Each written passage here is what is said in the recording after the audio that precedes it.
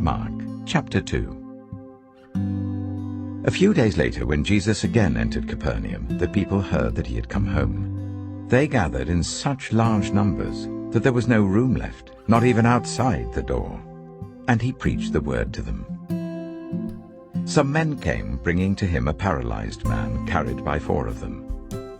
Since they could not get him to Jesus because of the crowd, they made an opening in the roof above Jesus by digging through it and then lowered the mat the man was lying on. When Jesus saw their faith, he said to the paralyzed man, "Son, your sins are forgiven." Now, some teachers of the law were sitting there thinking to themselves, "Why does this fellow talk like that? He's blaspheming. Who can forgive sins but God alone?" Immediately Jesus knew in his spirit that this was what they were thinking in their hearts. And he said to them, "Why are you thinking these things? Which is easier, to say to this paralyzed man, 'Your sins are forgiven,' or to say, 'Get up, take your mat and walk'? But I want you to know that the Son of Man has authority on earth to forgive sins." So he said to the man, "I tell you, get up, take your mat, and go home." He got up, took his mat, and walked out in full view of them all. This amazed everyone, and they praised God, saying, "We have never seen anything like this." Once again Jesus went out beside the lake. A large crowd came to him, and he began to teach them. As he walked along, he saw Levi, son of Alphaeus, sitting at the tax collector's booth. "Follow me," Jesus told him, and Levi got up and followed him.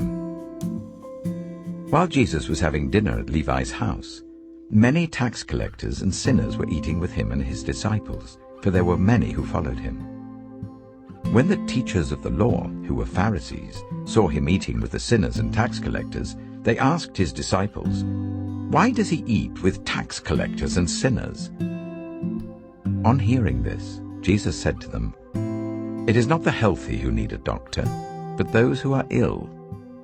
I have not come to call the righteous, but sinners."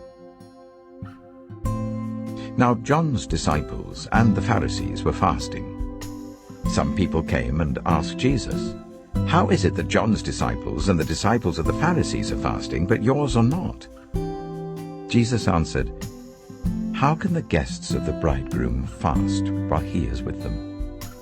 They cannot, so long as they have him with them. But the time will come when the bridegroom will be taken from them, and on that day they will fast. No one sews a patch of unshrunk cloth on an old garment. Otherwise the new piece will pull away from the old, making the tear worse. And no one pours new wine into old wineskins. Otherwise the wine will burst the skins, and both the wine and the wineskins will be ruined. No, they pour new wine into new wineskins."